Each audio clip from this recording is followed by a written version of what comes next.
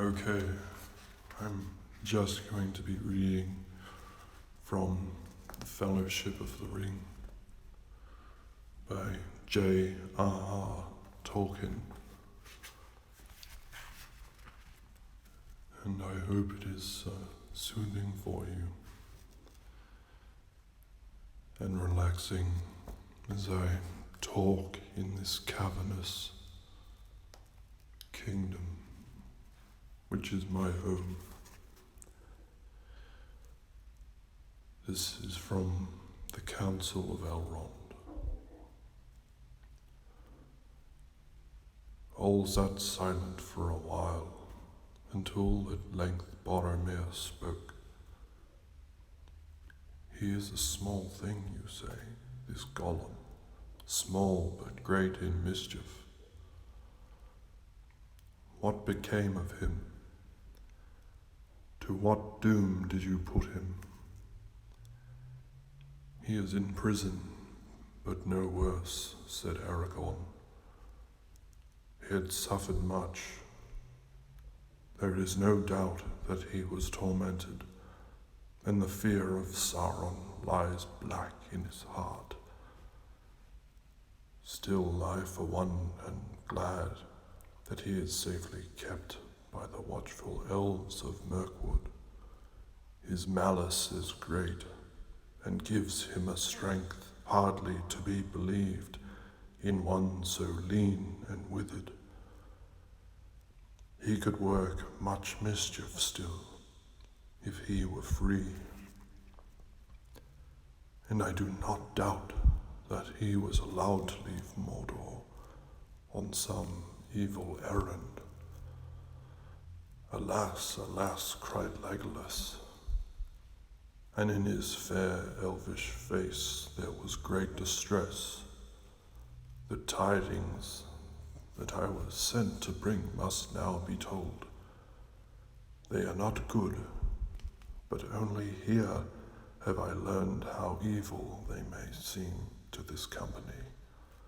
Smeagol, who is now called Gollum, has escaped. Escaped, cried Aragorn. This is ill news indeed. We shall all rue it bitterly, I fear. How came the folk of Thranduil to fail in their trust? Not through lack of watchfulness, said Legolas, but perhaps through over-kindliness.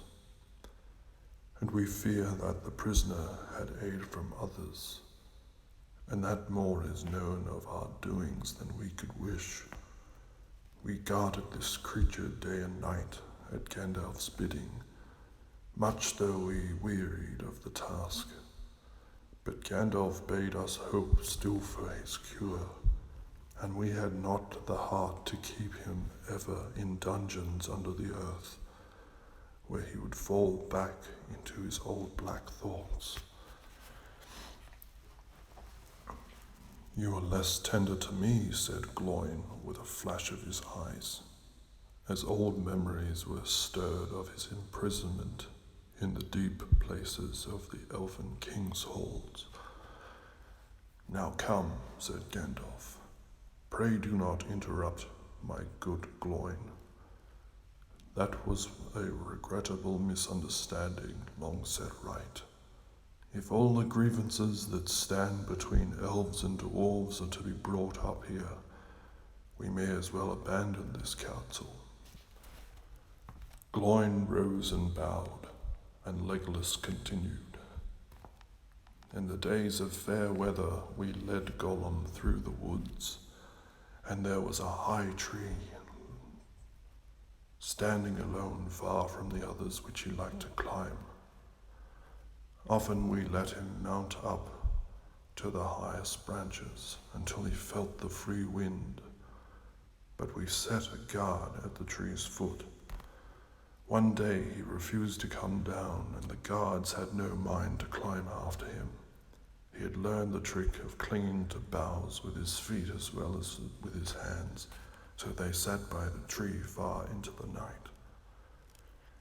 It was that very night of summer, yet moonless and starless, that orcs came on us at unawares. We drove them off after some time. They were many and fierce, but they came from over the mountains and were unused to the woods.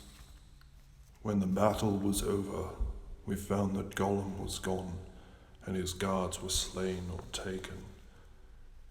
It then seemed plain to us that the attack had been made for his rescue, and that he knew of it beforehand. How that was contrived we cannot guess, but Gollum is cunning, and the spies of the enemy are many. The dark things that were driven out in the year of the dragon's fall have returned in greater numbers, and Mirkwood is again an evil place, save where our realm is maintained. We have failed to recapture Gollum. We came on his trail long, among those of many orcs, and it plunged deep into the forest going south. But ere long it escaped our skill, and we dared not continue the hunt, for we were drawing nigh to Dol Guldur, and that it is still a very evil place. We do not go that way. Well, he is gone, said Gandalf. We have no time to seek for him again. He must do what he will, but he might play a part yet that neither he nor Sauron have foreseen. And now I will answer Galdor's other questions. What of Saruman? What are his counsels to us in this need? This tale I must tell in full, for only Elrond has heard it yet, and that in brief, but it will bear on all that we must resolve. It is this last chapter in the tale of the ring, so far as it is yet gone.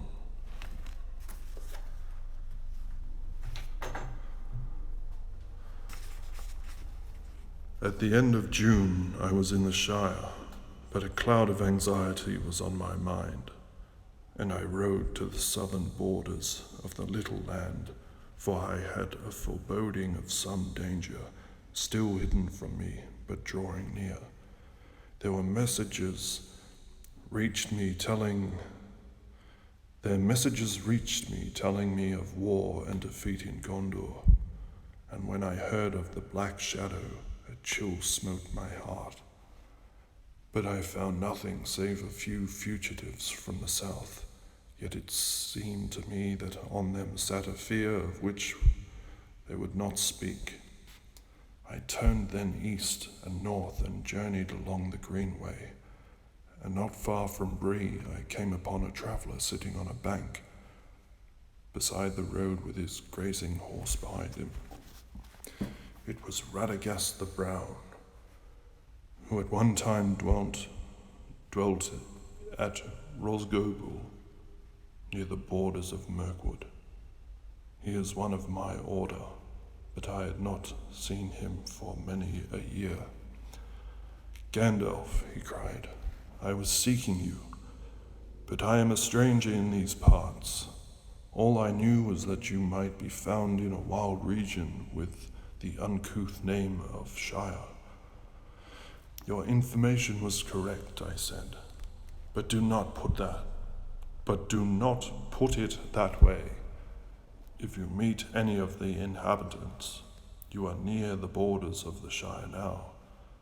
And what do you want with me? It must be pressing. You are never a traveller unless driven by great need.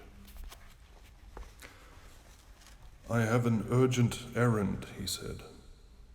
My news is evil. Then he looked about him, as if the hedges might have ears. Nazgul, he whispered, the Nine are abroad again. They have crossed the river secretly and are moving westward. They have taken the guise of riders in black. I knew then what I had dreaded without knowing it. The enemy must have some great need or purpose, said Radagast. But what it is that makes them look to these distant and desolate parts I cannot guess.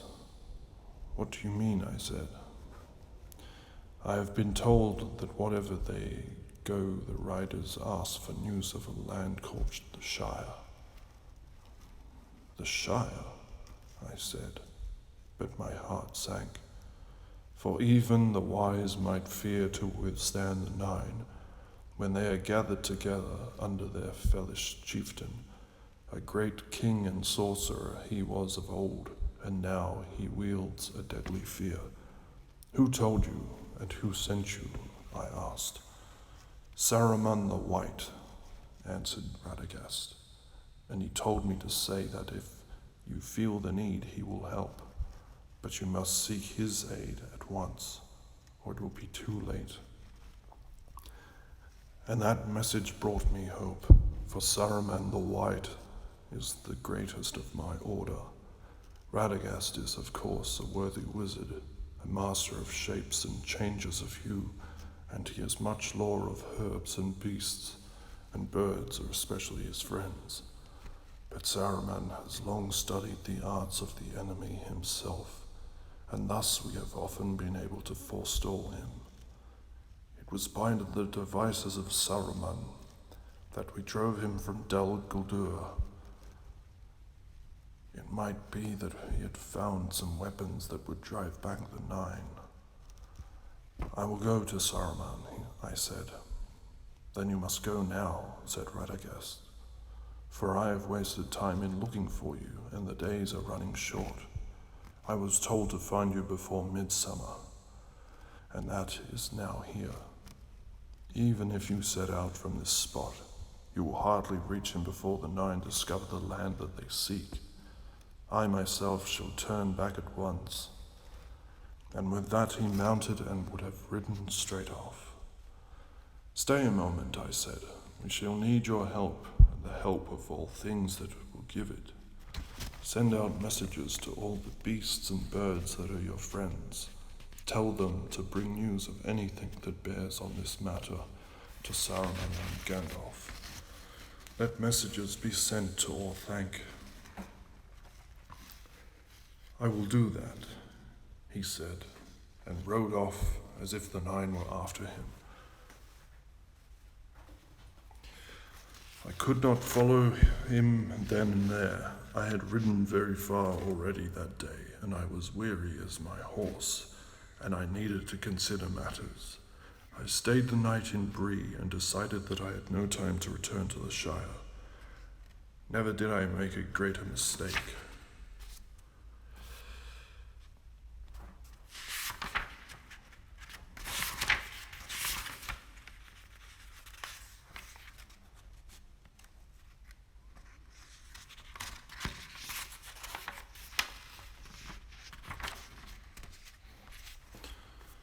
However, I wrote a message to Frodo and trusted to my friend the innkeeper to send it to him. I rode away at dawn, and I came at long last to the dwelling of Saruman.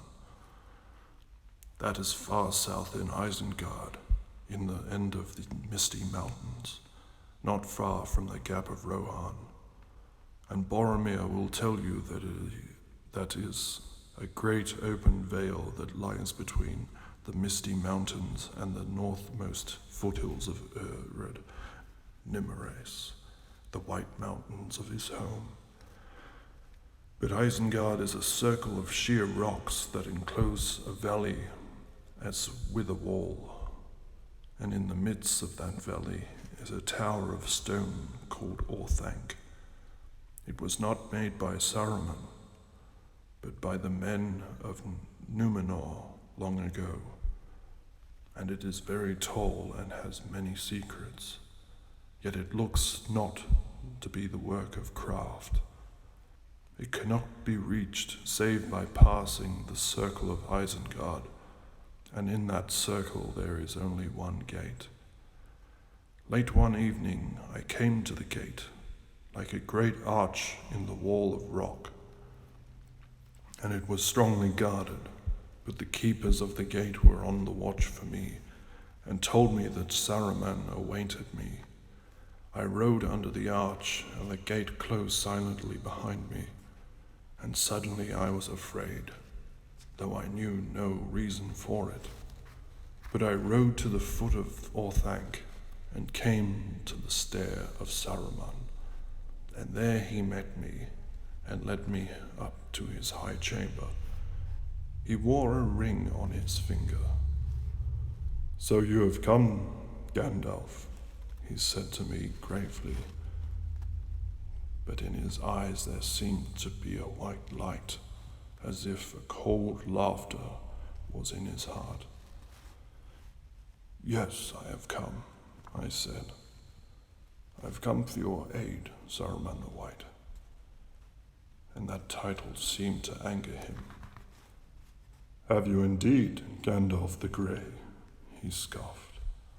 "For aid. It has seldom been heard of that Gandalf the Grey sought for aid, one so cunning and so wise, wandering about the lands and concerning himself in every business, whether it belongs to him or not." I looked at him and wondered. "But if I am not deceived," said I, "things are now moving which will require the union of all of our strength." "That may be so," he said, "but the thought is late in coming to you. How long, I wonder, have you concealed from me, the head of the council, a matter of greatest import? What brings you now from your lurking place in the Shire?" "The 9 have come forth again," I answered. "They have crossed the river, so Radagast said to me." "Radagast the Brown," laughed Saruman, and he no longer concealed his scorn. "Radagast the bird tamer, Radagast the simple, Radagast the fool. Yet he had just the wit to play the part that I set for him. For you have come, and that was all the purpose of my message. And here you will stay, Gandalf the Grey, and rest from journeys. For I am Saruman the Wise, Saruman Ringmaker, Saruman of many colors." I looked then and saw that his robes, which had seemed white, were not so, but were woven of all colors, and if he moved they shimmered and changed hue so that the eye was bewildered. "I liked white better," I said. "White," he sneered. "It serves as a beginning. White cloth may be dyed, the white page can be overwritten, and the white light can be broken." "In which case it is no longer white," said I. "And he that breaks a thing to find out what it is has left the path of wisdom." You need not speak to me as to one of the fools that you take for friends," said he. "I have not brought you hither to be instructed by you, but to give you a choice." He drew himself up then and began to declaim as if he were making a speech long rehearsed. "The elder days are gone, the middle days are passing, the younger days are beginning. The time of the elves is over, but our time is at hand. The world of men, which we must rule. But we must have power to order all things as we will, for the good which only the wise can see. And listen, Gandalf, my old friend and helper," he said, coming near and speaking now in a softer voice. "I said we, for we it may be, if you will join with me. A new power is rising, Against it, the old allies and policies will not avail us at all. There is no hope left in elves or dying Numenor. This then is one choice before you, before us. We may join with that power. It would be wise, Gandalf. There is hope that way. Its victory is at hand, and there will be rich reward for those that aided it. As the power grows, it proved friends will also grow, and the wise, such as you and I, may with patience come at last to direct its courses, to control it. We can bide our time, we can keep our thoughts in our hearts, deploring maybe evils done by the way, but approving the high and ultimate purpose, knowledge, rule, order, all the things that we have so far striven in vain to accomplish, hindered rather than helped by our weak or idle friends. There need would not be any real change in our designs, only in our means. Saruman, I said, I have heard these speeches of this kind before, but only in the mouths of emissaries sent from Mordor to deceive the ignorant. I cannot think that you brought me so far only to weary my ears. He looked at me sidelong and paused a while considering. Well, I see that the wise course does not command itself to you, he said. Not yet, not if some better way can be contrived. He came and laid his long hand on my arm. And why not? Gandalf, he whispered. Why not? The ruling ring. If we could command that, then the power would pass to us. That is in truth why I brought you here. For I have many eyes in my service, and I believe that you know where this precious thing lies now. Is it not so? Or why do the Nine ask for the Shire? And what is your business there? As he said this, a lust which could not conceal shone suddenly in his eyes. Saruman, I said, standing away from him. Only one hand at a time can wield the one, and you know that well. So do not trouble to say we. But I would not give it, nay, I would not give it even news of it to you, now that I learn your mind. You were head of the council, but you have unmasked yourself at last. Well, the choices are, it seems, to submit to Sauron or to yourself. I will take neither. Have you others to offer? He was cold and perilous now. Yes, he said. I did not expect you to show wisdom, even in your own behalf, but I gave you the chance of aiding me willingly, and so saving yourself much trouble and pain. The third choice is to stay here until the end. Until the end? Until what end? Until you reveal to me where the one may be found, I may find means to persuade you. Or until it is found in your despite, and the ruler has time to turn to lighter matters, to devise, say, a fitting reward for the hindrance and insolence of Gandalf the Grey. That may not prove to be one of the lighter matters, said I. He laughed at me, for my words were empty, and he knew it. They took me and they set me alone on the pinnacle of Orthanc, in the place where Saruman was accustomed to watch the stars.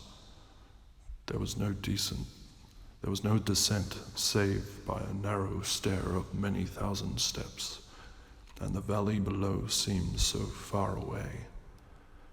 I looked on it and saw that, whereas it had once been green and fair, it was now filled with pits and forges, Wolves and orcs were housed in Isengard, for Saruman was mustering a great force on his own account, in rivalry of Sauron, and not in his service yet. Over all his works a dark smoke hung, and wrapped itself about the sides of Orthanc. I stood alone on an island in the clouds, and I had no chance of escape, and my days were bitter. I was pierced with cold, and I had but little room in which to pace to and fro, brooding on the coming of the riders of the north. Well, thank you very much for listening, and I hope you are asleep by now. Thank you very much.